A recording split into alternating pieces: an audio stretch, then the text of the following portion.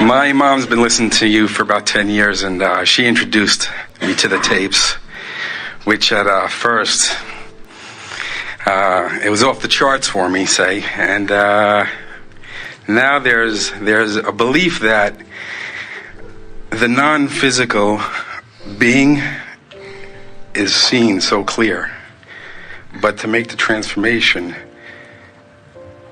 from that to the physical end is hard. How does that connect? Well, it's tricky. Esther provides something very wonderful for all of you in that she provides an example of someone who is vibrationally open and therefore allowing broader perspective. She does a disservice in the sense that she is this physical being who has achieved a state of alignment, and sometimes you worry that you cannot achieve the same state of alignment. We would like you to see Esther as an example of that which everyone is and can do. In other words, you are all much more non-physical than you are physical. But it has to be a personal experience. Someone came to Esther during the segment of refreshment and was talking about having a hard time accepting Abraham as Abraham purports themselves to be. And Esther said, well, you should be where my husband sits, because he had no problem accepting Abraham because he knew me. In other words, Jerry never had trouble accepting what was happening with Abraham because he had been living with Esther all of those years, and now Esther is having this Abraham experience, which Jerry recognized right away as something very different from his Esther's experience. And so we do not think that you are reaching so much for validation as you are a way to physically quantify what is non-physical. And that's what your physical experience is all about. In other words, this is not a strange thing. This is a normal thing. We want to say to you that you are extensions of source energy. You've never been separate from source energy. Very often, physical friends will hear from recordings or coming to gatherings like this, they will hear what Abraham has to say. And at many levels of their being, they resonate with it and they feel through their own validation the harmony of what they are hearing. And then they will say, I want to teach this message to others, but others have a hard time with the non-physical part of it. So I'm just going to teach the processes. I'm just going to teach the heart of it, but I'm going to leave the Abraham Esther part out of it. And we say, if you leave out of it the physical, non-physical connection, then you leave out the guidance system part of it. And if you leave out the guidance system part of it, then you cannot give anyone the key to their personal empowerment. In other words, it is your knowledge of physical, non-physical that this is all about. In fact, we don't know anyone who can get on with having a really joyful life experience without getting into vibrational sync with who they really are. I've been listening to you for years now, and it's been a precious, wonderful gift. And I've also seen how you've helped so many people, and it's been wonderful. But I think what you say makes so much sense on a personal level, on a global level, and on a political level, and on a societal level, and on a cultural level. I'm very confused because you yourself say, well, you know, you come in from the non-physical and you have all this energy and clarity, and then we kind of get beaten down by society to kind of be dull and closed off. And then we're separated from that wonderful, precious knowledge. That's on the one hand. And on the other hand, for instance, right now, we have a government that has taken us to war deceptively. And we all look at it, and we're torn between making our own lives wonderful and meaningful And at the same time, even though we know that the news is dumb and that what's presented on TV is often the worst of things, still we have a societal structure, our government, that, to me is clearly unsatisfactory. It's not where I want it to be. How do we, as Abraham's students/teachers, help? Well, if you make it a personal journey, it's easier. And what we mean by that is, as we visit with you here, it's our promise to you that we can bring you to a place of feeling better and to a place of understanding the big picture. But it's not up to you to make anybody else come to that place. In other words, you're not going to elicit from us or from anyone an answer that's going to satisfy everybody. Because everybody doesn't want to be satisfied, and everybody isn't listening from the premise of understanding the overall well-being of things. So let's talk about what's happening, and let's exaggerate it just a little bit, and let's pretend that much more of the world right now is in disruption because of war than actually is the case. And then let's notice that both those that are personally affected by it, in other words, bombs are dropping in their villages, and those like you who are just laying awake in your bed across the ocean and are worried about it, let's feel the desire bursting forth from all of them. And for a moment, observe the rocket of desire that's shooting out of all of you.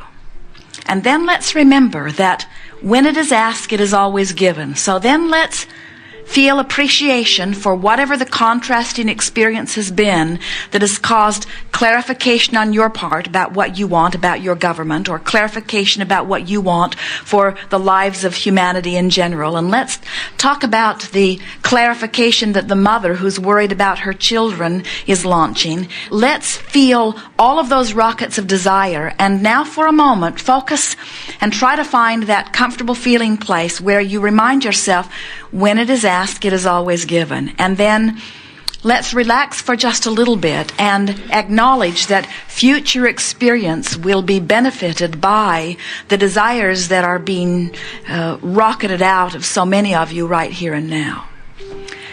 That's the first thing that we want to say about it. And it has always been thus. In other words, the benefits that you are living today in your highly evolved society are as a result of rockets of desires that have been shot out of this physical environment by previous generations, as well as by those that are being continually offered. So the evolution of all that is as a result of this kind of experience.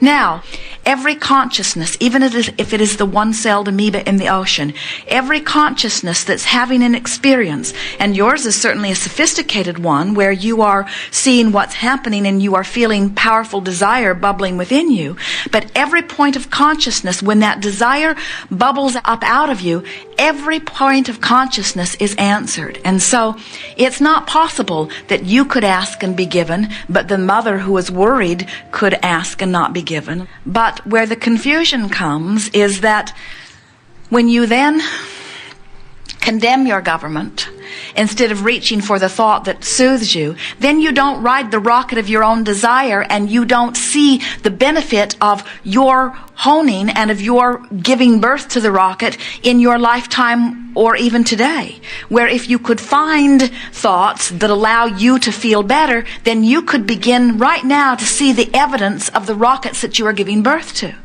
The thing that most people argue with us about, and we understand why they do it. They say, Abraham, it seems like you're teaching us to put our head in the sand, to just enjoy our happy life and not worry about what's going on with others. And we say, the reason that we encourage you ever to put your head in the sand is because if you're focusing upon things that make you feel terrible, then you're not helping them and you're not helping yourself.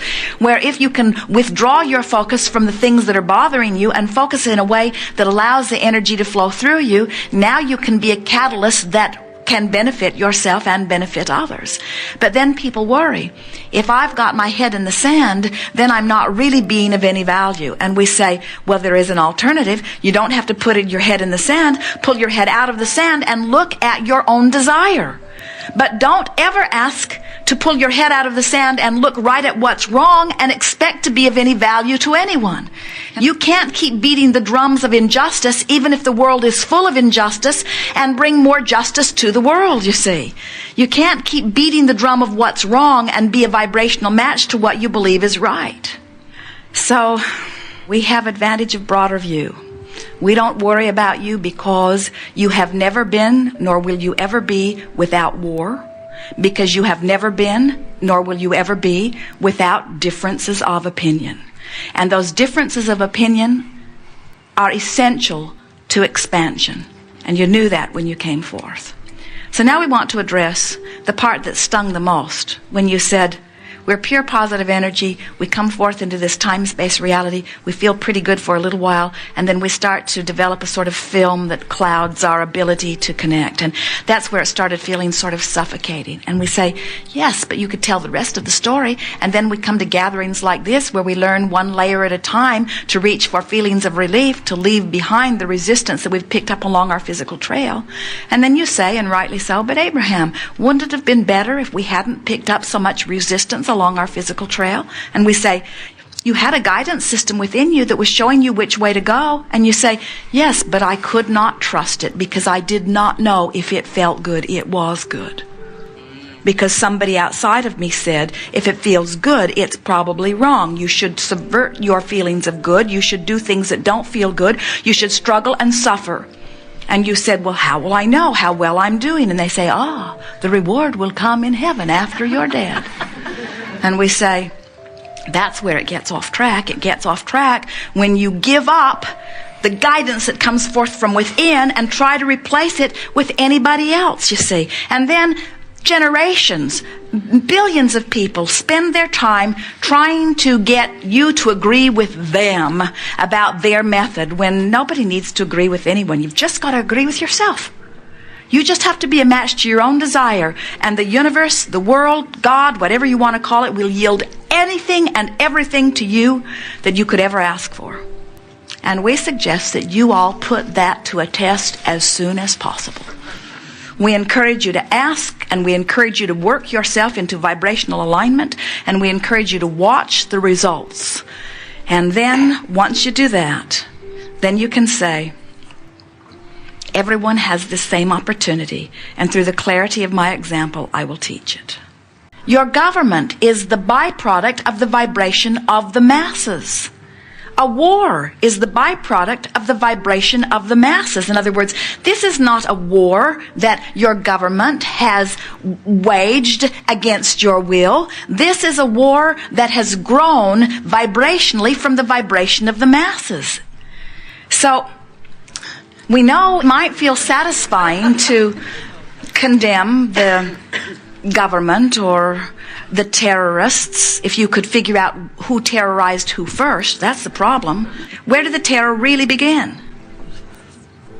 Your memory isn't long enough to find the beginning place of that, and your history book's not complete enough. In other words, it was injustice after injustice that was perceived, but there has never been an injustice anywhere in this physical time-space reality or anywhere else. Law of attraction does not promote injustice. Law of attraction amplifies the vibration that is with you. So, you're not ever going to teach them how to vibrate, nor would you want to change them all to a place of vibrating just like you. Your work is not to fix them. They're not broken. Your work is to choose from among all of that what feels best to you and fixate on it as long as it gives you pleasure and joy. And in doing so, you will align with the energy of your source, and you will live a magnificent experience. You just have to not let your joy depend upon what anybody else is living, because that'll get you every time.